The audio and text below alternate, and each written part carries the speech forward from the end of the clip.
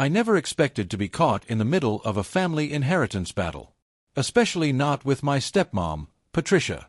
My grandfather, Harold Matthews, was always the rock in my life. Especially after my mother passed away when I was 12. He taught me everything about business and life while building his real estate empire from nothing.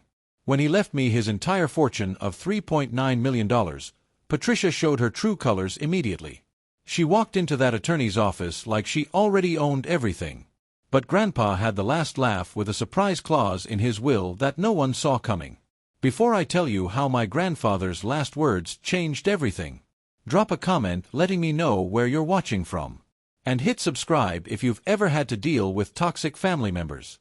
My earliest memories with Grandpa Harold are filled with laughter and learning. Every Saturday morning, he would pick me up in his old Cadillac. A car he kept perfectly maintained, despite being able to afford any luxury vehicle he wanted. "Josen," he'd say as we drove to his office downtown, "wealth isn't about showing off. It's about building something that lasts." I soaked up every word. Those weekend trips became even more important after Mom died from cancer when I was 12. Dad was lost in grief, barely functioning, and Grandpa stepped in to make sure I stayed on track. We went from spending Saturdays together to me having dinner at his house 3 times a week. He helped me with homework, came to my baseball games, and taught me how to tie a tie properly for my first school dance. "Your mother would be proud of the young man you're becoming," he told me on my 16th birthday, his voice cracking slightly. That meant everything to me. Dad eventually pulled himself together, but our relationship had changed. I was closer to Grandpa than to him, something that became even more pronounced when Dad met Patricia at a charity event 3 years after Mom died. Patricia Morgan was 15 years younger than my father, with expensive taste and a mysterious past. From our first meeting, I felt uncomfortable around her. She smiled too widely, laughed too loudly at Dad's jokes, and her eyes calculated everything in the room. "Your father deserves happiness," Grandpa told me when I confided my concerns. "But keep your eyes open, Josen. Not everyone has good intentions." Within 6 months, Patricia had moved into our family home. Within a year, they were married in a lavish ceremony that made Dad dip into his savings. I was 18 by then, heading to college, so I tried to be happy for him despite my reservations. Grandpa saw through Patricia immediately. He remained polite at family gatherings, but never warmed to her. I noticed how he would watch her when she thought no one was looking. The way she checked the brand of everything in his home. How she casually asked about his properties. "Your grandfather must be very successful," she said to me once while Dad was in the kitchen. "All these beautiful things. Has he told you much about his business plans?" I shrugged it off. But later, Grandpa confirmed my suspicions. "She's been asking around about my assets," he said during one of our private dinners. "James mentioned she's interested in real estate, suddenly." Dad had abandoned his own promising career as an architect to support Patricia's various business ventures that never seemed to materialize. Grandpa watched with disappointment as Dad became increasingly under her influence, declining family gatherings unless Patricia approved. My relationship with Dad deteriorated, while my bond with Grandpa grew stronger. After college, I took a job at a marketing firm downtown, not in Grandpa's real estate business, because I wanted to prove myself independently. Grandpa respected that decision, though he often said, "There would always be a place for me if I changed my mind. Family business should stay in the family, with who you trust." 8 months before everything changed, Grandpa was diagnosed with stage 4 pancreatic cancer. The prognosis was bleak from the start. I visited him daily during his treatment, rearranging my work schedule to take him to appointments and make sure he was comfortable. Strangely, Patricia started showing up at the hospital, too. She brought elaborate flower arrangements, designer pajamas Grandpa would never wear, and constantly took photos of herself caring for him that never made it to social media. "Your stepmother certainly has found time for me now," Grandpa remarked dryly one afternoon after she left. Though weakened by treatment, his mind remained sharp as ever. During those final months, our conversations turned more serious. He spoke of his legacy, his regrets, and his hopes for the family. "I've taken care of everything, Josen," he assured me one evening, his hand gripping mine with surprising strength. Just promise me you'll stand your ground when the time comes." I didn't fully understand what he meant then. I was more concerned with making his final days comfortable than worrying about what would happen after. That was my first mistake. 3 days before he passed, Patricia cornered me in the hospital hallway. "Your grandfather and I had a lovely talk about the future yesterday," she said, adjusting her designer watch. "He mentioned wanting to make sure everyone in the family is taken care of properly. Have you two discussed anything similar?"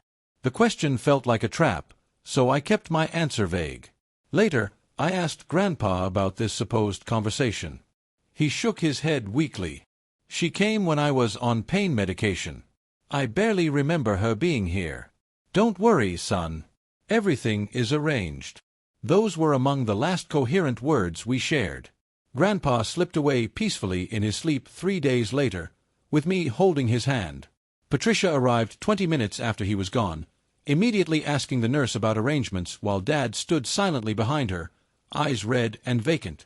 2 weeks after the funeral, I received a call from Mr. Thompson, Grandpa's attorney of 30 years. His voice was formal but kind as he explained that the will reading would take place at Grandpa's home office the following Thursday. "Your grandfather left specific instructions about the setting," he explained. "He wanted everyone to gather in the place where he built his legacy." When I mentioned the call to Dad, Patricia immediately insisted on coming along. "James will need support during this difficult time," she said, placing a possessive hand on my father's arm. "Besides, there will be important family decisions to make." The morning of the will reading, Patricia called me directly, something she rarely did. "Josen, sweetheart," her voice dripped with artificial sweetness. "We should arrive together tomorrow. Show a united family front. I've been thinking about your grandfather's properties. Some of them might be perfect for you to live in while we sort out the estate." Her presumptuous tone set my teeth on edge, but I remained polite. "Thanks, but I'll drive myself. See you there." That evening, I stopped by my father's house to drop off some of Grandpa's photos. I thought he might want them. Through the partially open office door, I overheard Patricia on the phone. "Yes, I understand the market is hot right now," she was saying. "Once we have control of the properties, I want to move quickly. Harold's portfolio is extensive, at least $3.9 million in assets from what I've gathered. My husband is his only child, so naturally." I left without making my presence known, a sick feeling growing in my stomach. It was clear Patricia was already planning to liquidate Grandpa's life work before he was even cold in his grave. The next morning dawned gray and rainy, matching my mood perfectly. I arrived at Grandpa's estate 30 minutes early, wanting some time alone in the place that held so many memories. Mrs. Baker, the housekeeper who had worked for Grandpa for over 20 years, let me in with a warm hug. "He would be proud of how you're handling this," she whispered, pressing something into my hand. A small bronze key I recognized as belonging to Grandpa's personal desk drawer. Before I could ask why, the doorbell announced more arrivals. Grandpa's study remained exactly as he left it. The massive mahogany desk dominated the room. Bookshelves lined with business texts. Family photos covered the walls. The leather chair still held the impression of his form. I ran my fingers along the desktop, remembering all the lessons he had taught me here. Mr. Thompson arrived precisely on time, carrying a leather portfolio that I assumed contained the will. He nodded respectfully to me before setting up at the desk. Patricia and my father arrived 10 minutes late. She was dressed in an expensive black dress, more suitable for a cocktail party than a will reading, diamonds glittering at her ears and throat.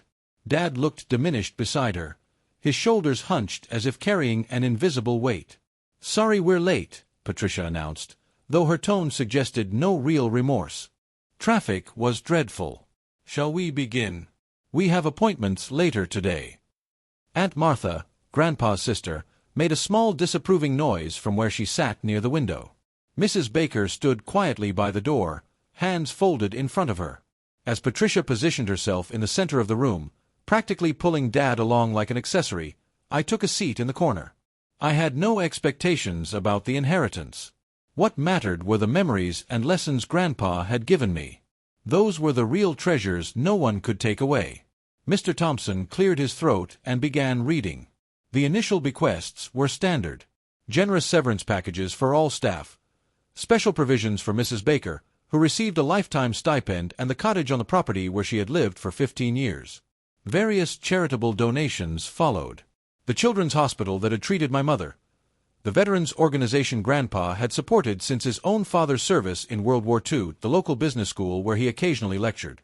The family vacation home in Maine went to my father, along with Grandpa's collection of rare books they had once bonded over. As Mr. Thompson continued reading, I noticed Patricia growing increasingly restless, checking her watch and whispering to my father. There had been no mention yet of the business holdings or the Maine estate, the true wealth of Grandpa's portfolio.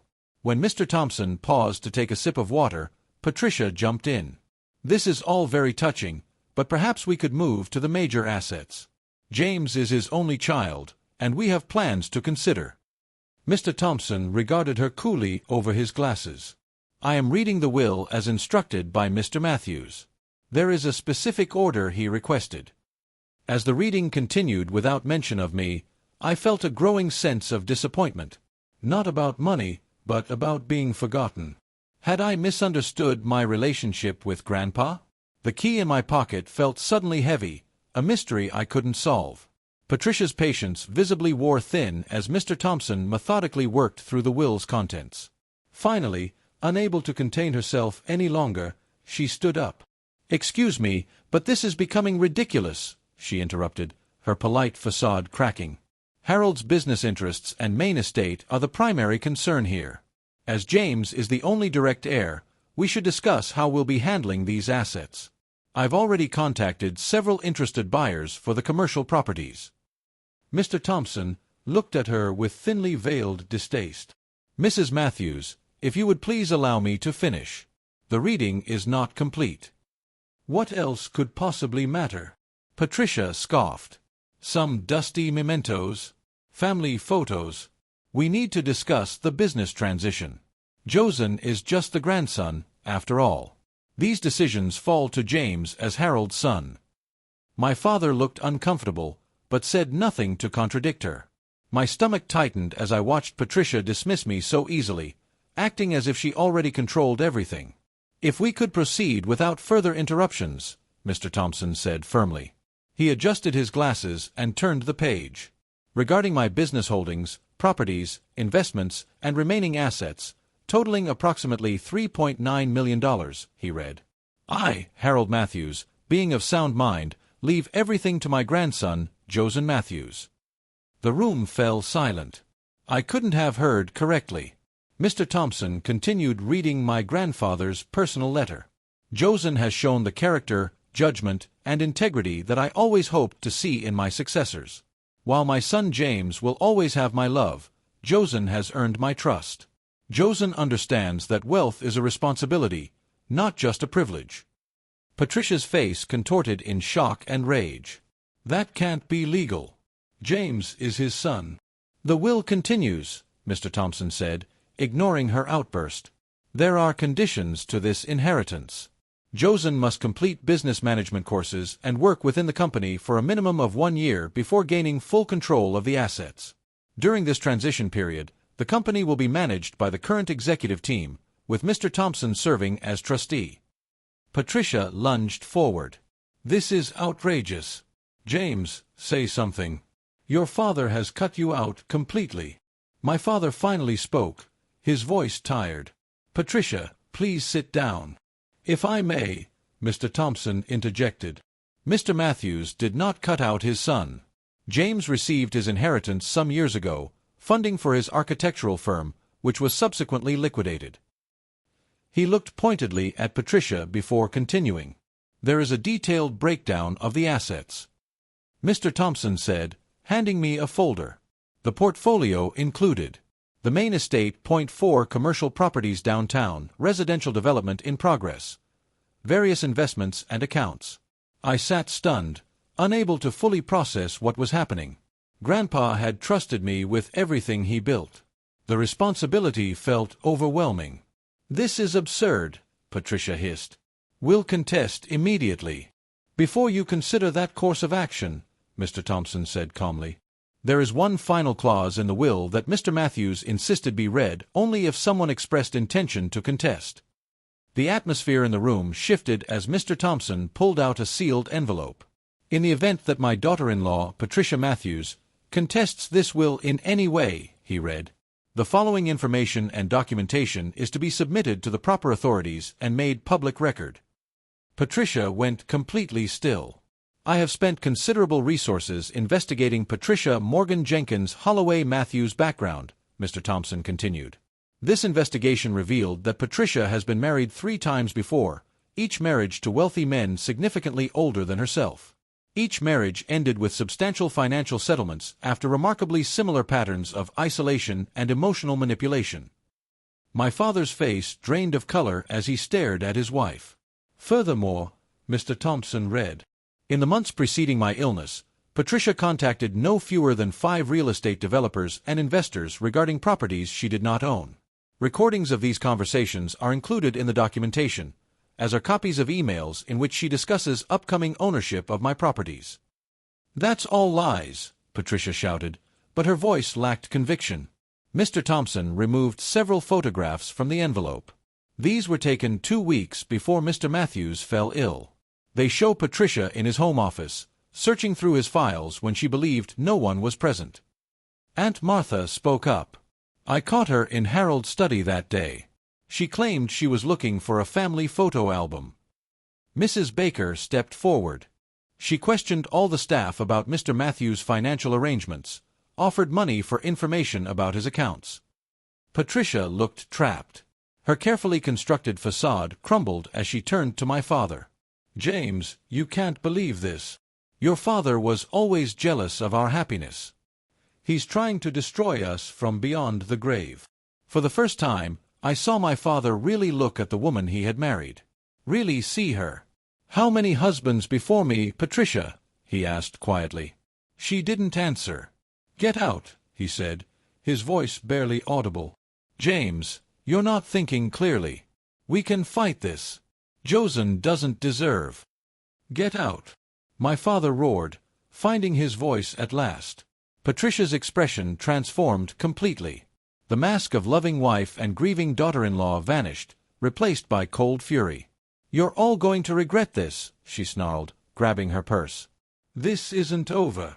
She stormed out the front door, slamming it with enough force to rattle the windows. The silence that followed was deafening. My father collapsed into a chair, looking 20 years older than when he had arrived. I'm sorry, son, he said finally, looking at me with red-rimmed eyes. I brought that person into our lives, into your grandfather's life. Dad, you couldn't have known.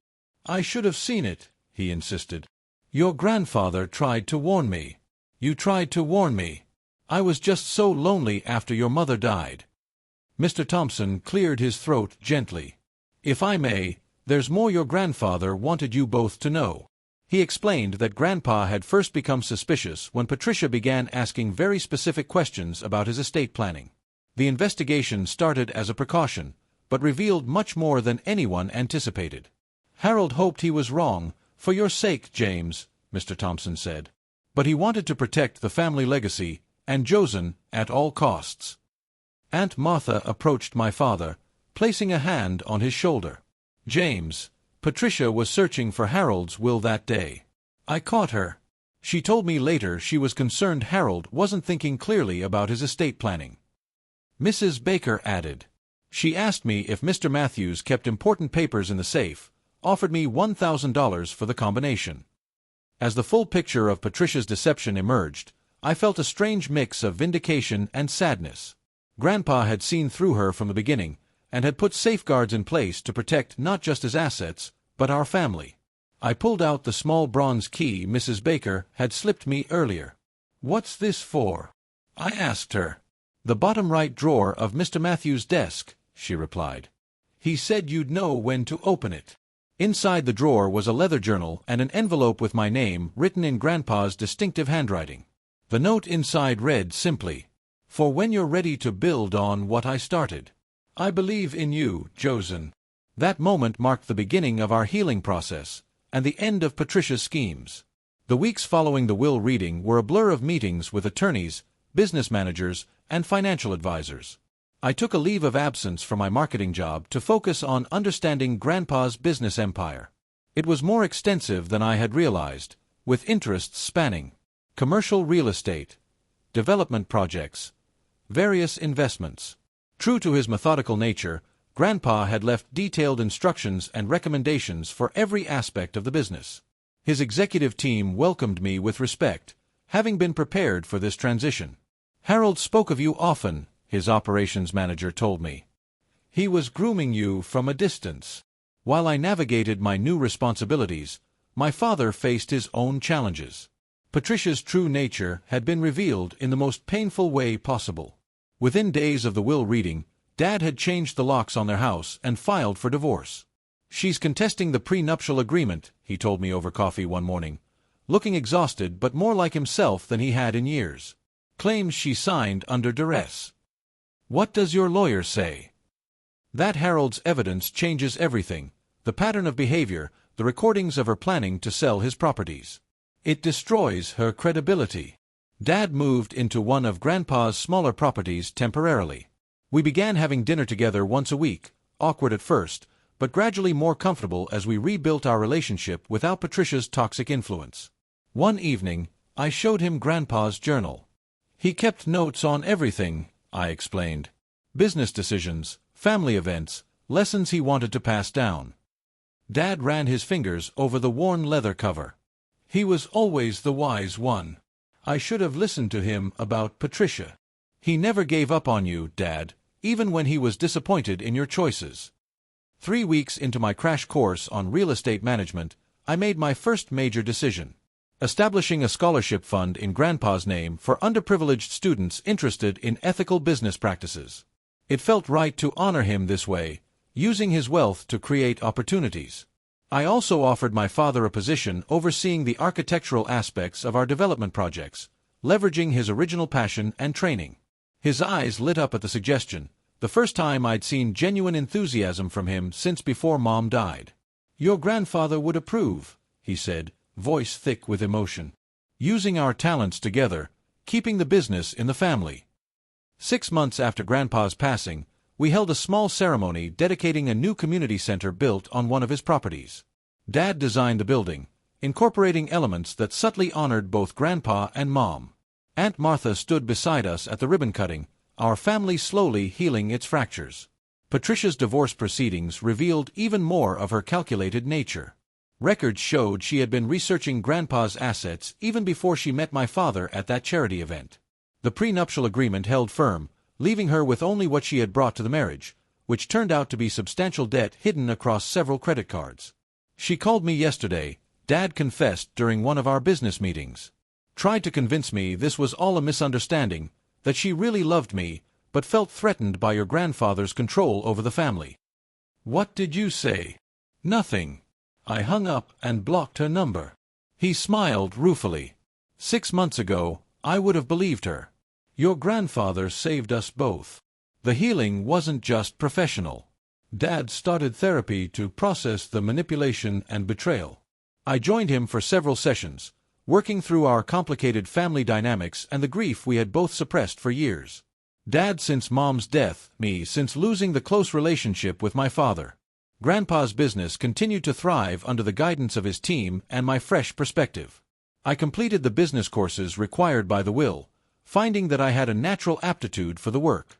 The marketing experience I had gained independently proved valuable in modernizing our approach. When I finally moved into Grandpa's office, I added my own touches while preserving the elements that reminded me of him. His collection of vintage fountain pens remained on the desk, now used to sign my own contracts and agreements. His photo with my grandmother watched over the room from the wall behind me.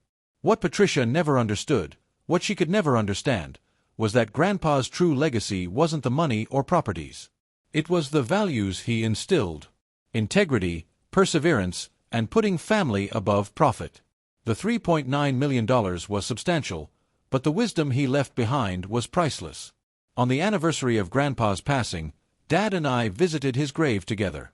We stood silently for a long moment before Dad spoke.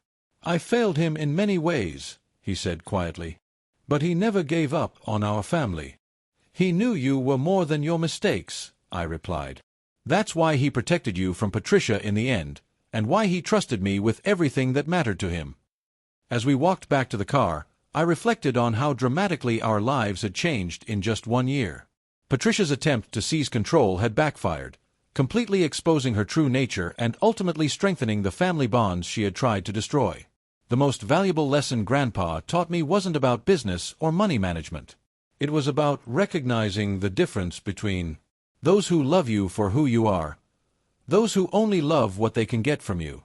It was about standing your ground when it matters most, even when it would be easier to give in. I sometimes wonder if Patricia learned anything from her failure, or if she simply moved on to target another wealthy, vulnerable person. Either way, she underestimated the power of a grandfather's love and foresight. She never understood that real family legacy isn't measured in dollars and cents, but in the values that survive long after we're gone. Have you ever had someone try to come between you and your family, or experienced how money can reveal people's true characters? Leave a comment below sharing your story. If this tale of justice and family protection resonated with you, please hit the like button and subscribe to hear more real-life experiences. Thank you for listening. And remember, sometimes the most important inheritance isn't what's written in a will, but the wisdom passed from one generation to the next.